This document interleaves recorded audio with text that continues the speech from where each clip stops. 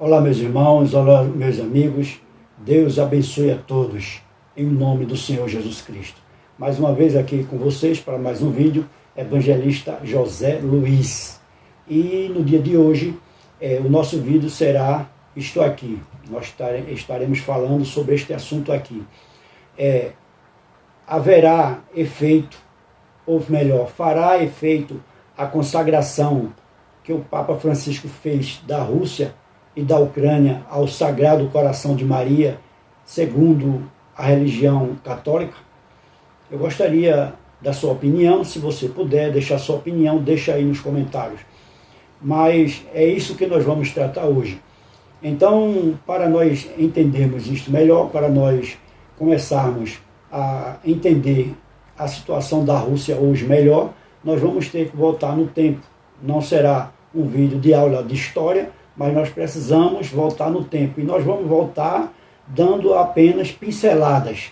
Nós não vamos nos aprofundar em cada evento histórico que nós vamos citar aqui, porque isso demandaria muito tempo e esta não é a nossa intenção, porque, como disse, não é uma aula de história.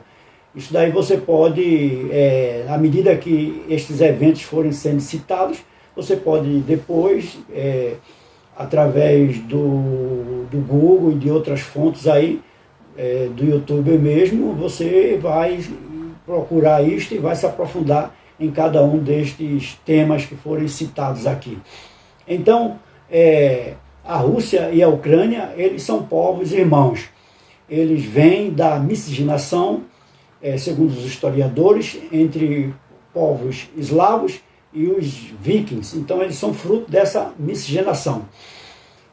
E 955, século X, em meados do século X, a princesa de Kiev, que é da Ucrânia, ela vai se converter ao catolicismo romano papal ocidental.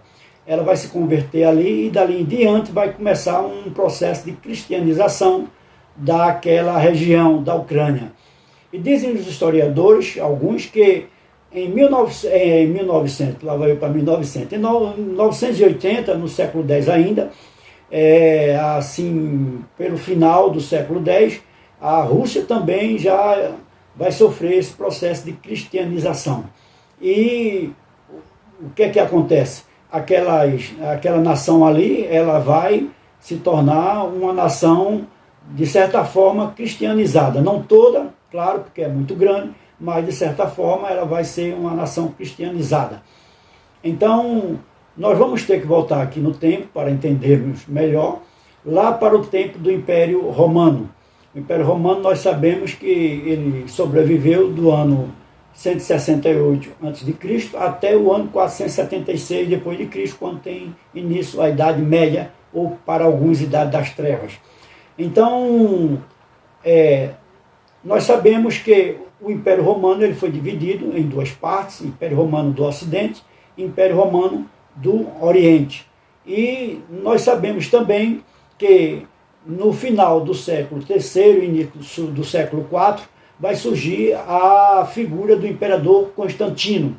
Constantino dividia o império com outro imperador. Eram dois imperadores que governavam o Império Romano naquela ocasião.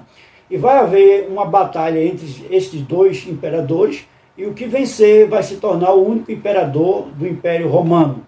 Então, antes desta batalha, segundo alguns historiadores, Constantino teve um sonho em que, para ele vencer aquela batalha, ele teria que colocar no escudo de seus soldados o símbolo do cristianismo, ou o símbolo do X com o P.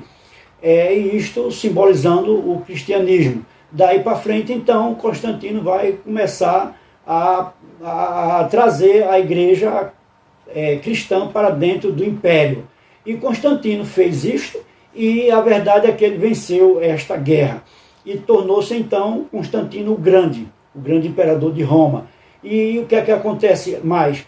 Nós sabemos que o Império Romano já dava sinais de que estava se desmantelando, porque haviam disputas internas dentro do Império e havia também o grande custo de manter a máquina de guerra do Império. do exército, manter o império nas províncias. Outra coisa também, que foi o fato determinante da queda do Império Romano, foram as crescentes invasões dos povos bárbaros, que foram aos poucos tomando de volta aquelas terras em que o Império Romano dominava, que haviam sido tomadas de outros povos. Então, dentro desse contexto, que surge o imperador Constantino, a igreja verdadeira cristã, ela já estava em Roma anteriormente, porque Paulo foi para lá, então desde ali o início dessa era depois de Cristo, que nós já temos a igreja romana ali, a igreja cristã verdadeira, melhor dizendo, dentro de Roma. E o que é que acontece? Esta igreja, ela era perseguida pelo império, isso aí está na história, todo mundo sabe. Cristãos lançados nas arenas para os leões, cristãos sendo crucificados, cristãos sendo queimados, e havia essa perseguição, e cada vez mais que a perseguição vinha, a igreja crescia. De vez da igreja diminuir, a igreja crescia, porque esse era o propósito de Deus. O evangelho tinha que ir para o mundo mesmo. E o Império Romano era o império daquela época, então Paulo foi sábio, que tinha também a nacionalidade romana, ele foi sábio em ir para Roma e dali levar o evangelho para outros lugares do mundo, o evangelho verdadeiro.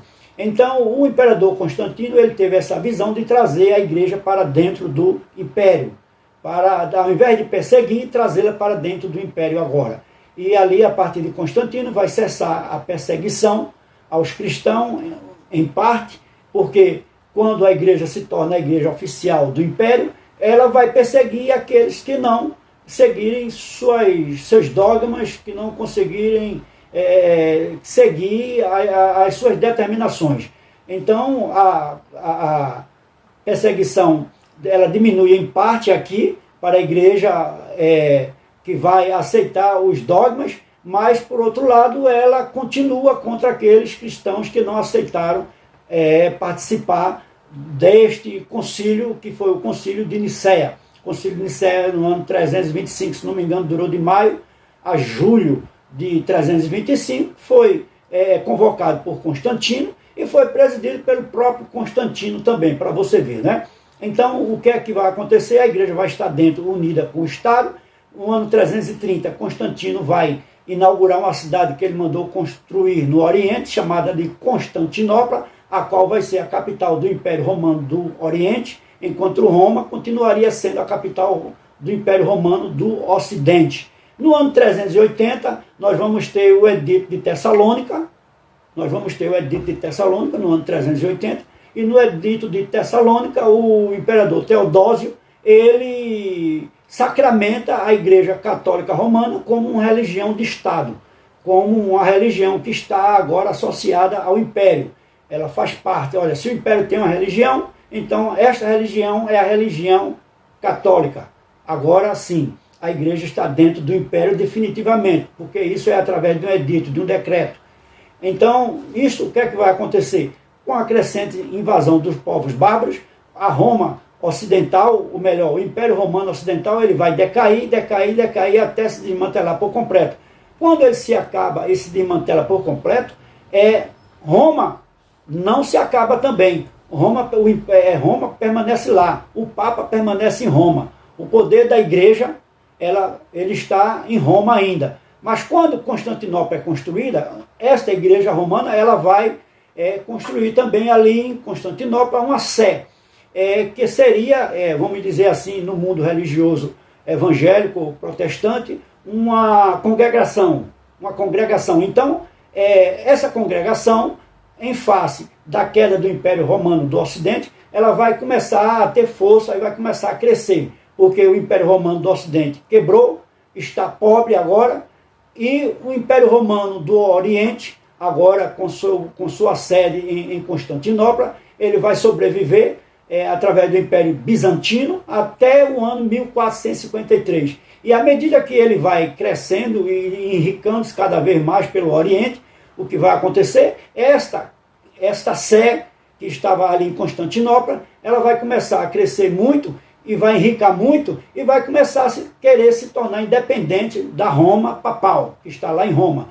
A Roma papal, nessas alturas, ela já tem força também, por quê? porque ela está unida agora, não com o Império Romano, que já passou, mas ela está unida agora, governando a Europa com os reis que se levantaram, que surgiram a partir da queda do Império Romano.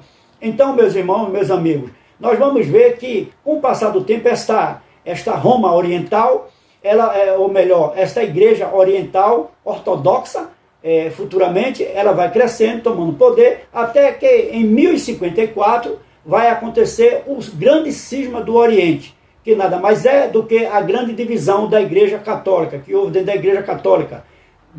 A Igreja Católica Papal e a Igreja Católica Oriental, agora a Igreja Ortodoxa. Então elas se separam e lá em Roma fica o Papa, no Ocidente, e aqui no Oriente fica a Igreja Ortodoxa, agora independente, com um patriarca na liderança. E o Império Turco Otomano, ele vai em 1453 tomar Constantinopla dos bizantinos, vai acabar, o Império Bizantino se acaba, a Era das Trevas se acaba, e nós vamos ter o início de outra era no mundo, de outro tempo. Acontece que, quando os turcos, liderados por Maomé II, tomam Constantinopla, esta igreja ortodoxa, ela fica como uma viúva. Por quê? Porque ela perdeu o Estado.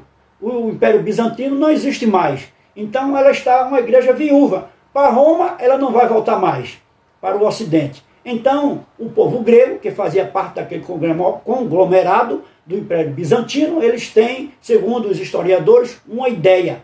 E qual é essa ideia? Eles têm a ideia de criar uma nova Roma oriental, porque a primeira Roma, lá do Império Ocidental Romano, caiu, a segunda caiu, mas se levantou, ela foi ferida de morte, mas sabemos que ela se levantou, e está aí até hoje. Aí teve a segunda Roma do Oriente, de Constantinopla, agora caiu, com os turcos otomanos, então ela está viúva, essa igreja ortodoxa, e os gregos vêm agora com a ideia de que eles precisariam de outra nação para formar um grande império. Então eles vão justamente para a Rússia, onde eles vão se estabelecer. E o que é que vai acontecer? Quando o imperador bizantino ele caiu, ele deixou uma herdeira do trono viva. E na Rússia, em Moscou, havia o príncipe de Moscou. Então eles vão casar esta herdeira do trono bizantino com o príncipe de Moscou, se não me engano, Ivan III. Então a Rússia, com a união agora da igreja ortodoxa, ela vai expandir o seu império. Então ela vai conquistar muitas nações ali, principalmente nações do leste europeu, chegando próximo do Ocidente, e ela vai se tornar um império grande. Não um império que vai dominar o mundo, mas ele vai estar ali fortemente no Oriente, com toda a força da igreja ortodoxa ao seu lado. Então, o que é que vai acontecer? Esta igreja ortodoxa, ela vai, naqueles lugares onde era dominado pela igreja romana, papal, ocidental, ela vai perseguir estes católicos e vai cada vez mais expandir o seu poder. Ele vai perseguir ferozmente. Nós temos a figura de Catarina Grande, que ela vai fazer isso de uma maneira muito forte, essa perseguição, e o Império Russo ele vai crescendo com os tissários, com os imperadores, só que vai chegar um tempo que o povo vai começar a cansar, e que o povo está empobrecido, e que o povo vai perceber que a riqueza só está na mão do império, do imperador e da igreja ortodoxa. Eles estão bem, eles estão ricos, eles estão fortes, mas o povo está pobre. É o que está acontecendo hoje novamente no mundo religioso. Então, o que é que vai acontecer mais à frente? Em 1917, quando o povo começa a perceber isso, vai surgir a figura de Lenin. E Lenin vai vir e vai, junto com o proletariado, ele vai destruir, acabar com a era dos tissários russos. Então, ele vai estabelecer na Rússia essa ideologia agora nova, chamada de comunismo. E ele, então, não vai dar chance mais para ninguém. Não tem mais igreja ortodoxa, nem católica, nem protestante, nem qualquer forma de religião. Eles são totalmente ateus. Eles são ateus e o que é que acontece? Eles vão perseguir e matar e prender todos aqueles que ainda não quiserem aceitar. E eles vão colocar nas escolas, vão colocar nas universidades as doutrinas comunistas ateias e vai isso se estender por muitos e por muitas décadas dentro da Rússia. Então Lenin, ele vai com isto aí até que surge a figura de Joseph Stalin, né? Vem essa figura de Joseph Stalin, que foi um dos maiores, a história está aí para mostrar, um dos maiores genocidas que o mundo já teve. Então Stalin, sob a pressão agora na Segunda Guerra Mundial da Alemanha, ali pelo leste europeu, chegando e tentando chegar a Moscou, o que é que ele faz? Ele vai dar uma certa liberdade religiosa e vai começar isso com a igreja ortodoxa. Então aquela igreja ortodoxa que eles perseguiam, que antes era a Unida dos Tissários e que os comunistas estavam perseguindo, eles vão agora trazer essa igreja para dentro do Estado comunista. Vejam até que ponto isso vai chegar, essa igreja. Ela vai apoiar as ações dos comunistas. Ela vai se unir junto com a KGB e dentro daquela União da República Socialista Soviética, ela vai ter um poder muito forte. Acontece que também Stalin vai passar. Por quê? Porque isto vai também chegar a uma condição que o povo, por sua própria natureza, de misticismo, ou de adorador verdadeiro de Deus, eles vão perceber que essa questão de não ter o direito de adorar a Deus, ou o que é que seja, eles também não vão aceitar. Por quê? Porque isso está dentro do coração deles, do povo. Então é difícil. Acontece que, vamos mais para frente um pouco, como eu estava dizendo, em 1941, a Alemanha dando pressão ali, então Joseph Stalin também vai sumir. Ele vai morrer e a era de Joseph Stalin, não sei se é 1954, 53, se acaba. Eu não me lembro agora. Mas, seguindo mais para frente, esse processo vai aumentando, até que chega 1985, a década de 80, com a perestroika de Mikhail Gorbachev, que começa um processo de mudança dentro da União da República Socialista Soviética, e isto vai se abrindo, nações vão se alinhando ali com o leste europeu, e vai se desintegrando, mas não se desintegra por todo. Nós sabemos. Por quê? Vai surgir aí a figura de Vladimir Putin mais para frente. Mas em 1989 ou 1990, eu creio que seja 1990, a Rússia vai instituir uma lei que fica proibido a criação de qualquer órgão público de perseguição às religiões. Então aí sacramenta mais ainda a liberdade religiosa dentro da União da República Socialista Soviética, ou dentro da Rússia.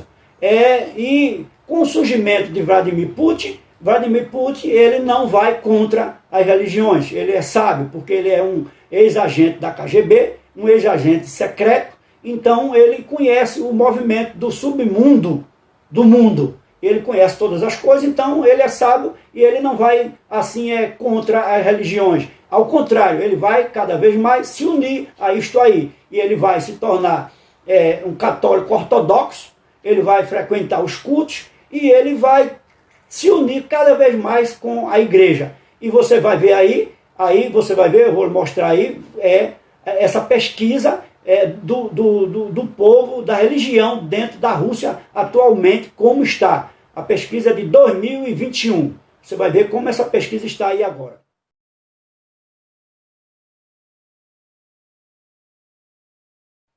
Então você pode ver aí claramente que a Rússia ela está dominada pela igreja ortodoxa.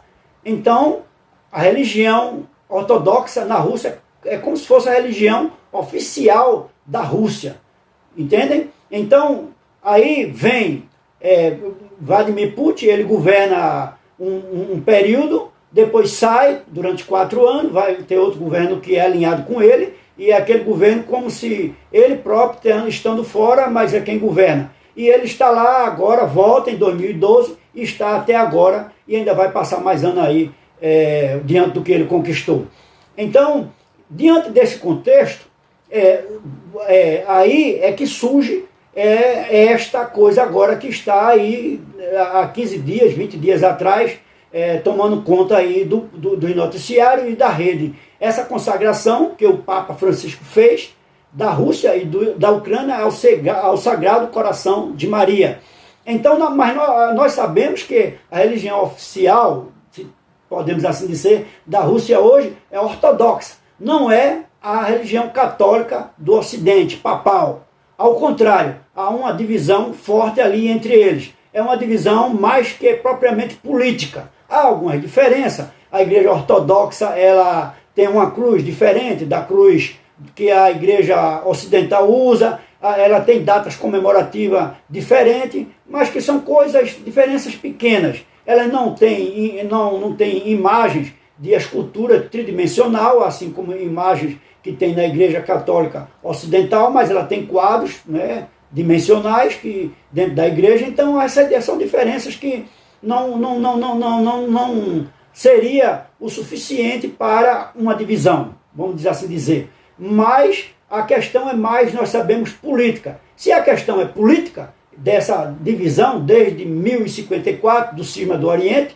porque agora os russos, e principalmente na figura de Vladimir Putin, que está sofrendo toda essa pressão do Ocidente por conta das suas ações, porque agora ele iria obedecer esta ação que o Papa Francisco fez. Então, e tem pessoas dizendo que isto evitou já uma terceira guerra mundial. Ora, nós sabemos que uma terceira guerra mundial ela vai ocorrer, se agora ou não, mas ela vai ocorrer. Por quê? Porque a terceira guerra mundial é um evento profetizado na Bíblia, na palavra de Deus.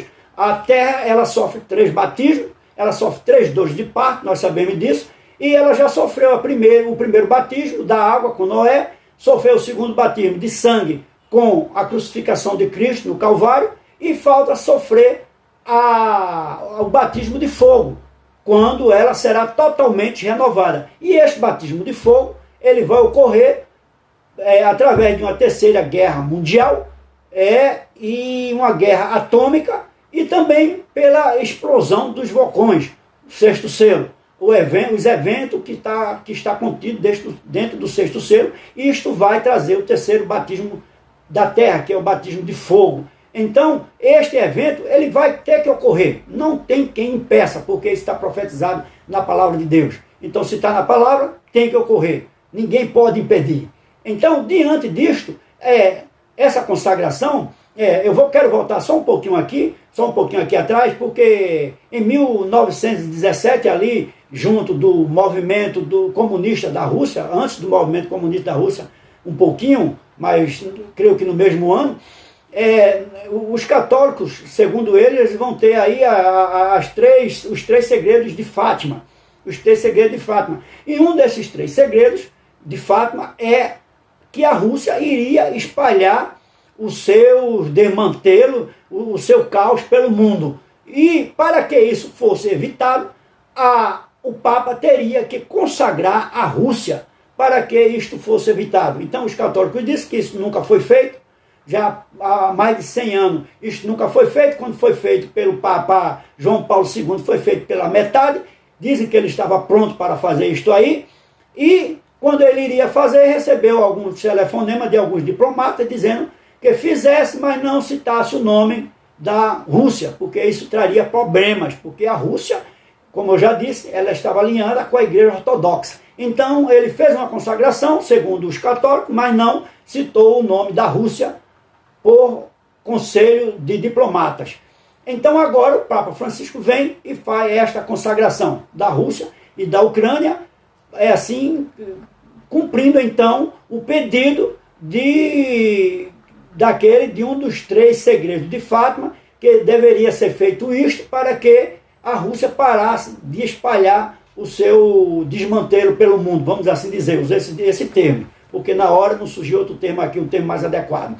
Então, diante dessa situação, onde a Rússia tem hoje um Vladimir Putin, não é, que está sofrendo sanções econômicas, devido à sua política de expansão territorial. Diante de tudo isto aí, vocês acham que para a Rússia essa consagração terá valor? Ora, na minha opinião sincera, eu creio que não.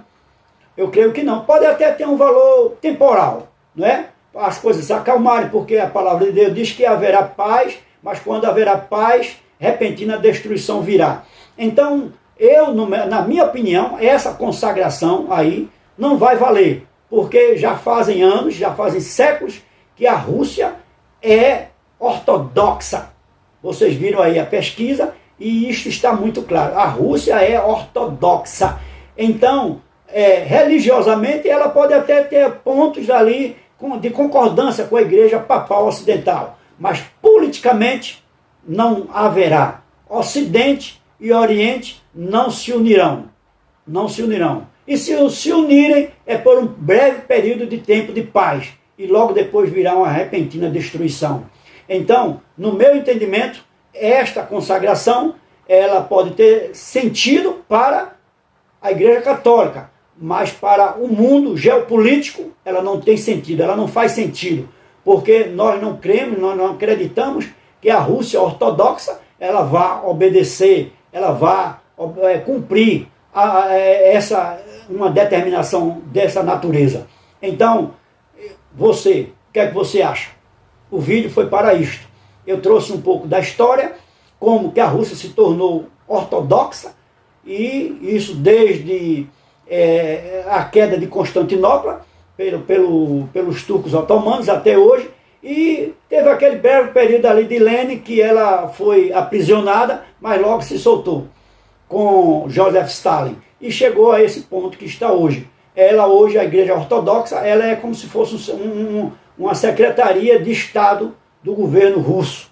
Ela está ligada ao governo russo claramente. Nós podemos ver isso de uma maneira muito clara. Então, essa consagração que o Papa Francisco fez da Rússia e da Ucrânia, segundo os católicos, ao Sagrado Coração de Maria, no meu entendimento, ela não terá validade. E se tiver, é temporal, é por um curto período de tempo, porque a terra terá de sofrer o seu terceiro batismo de fogo.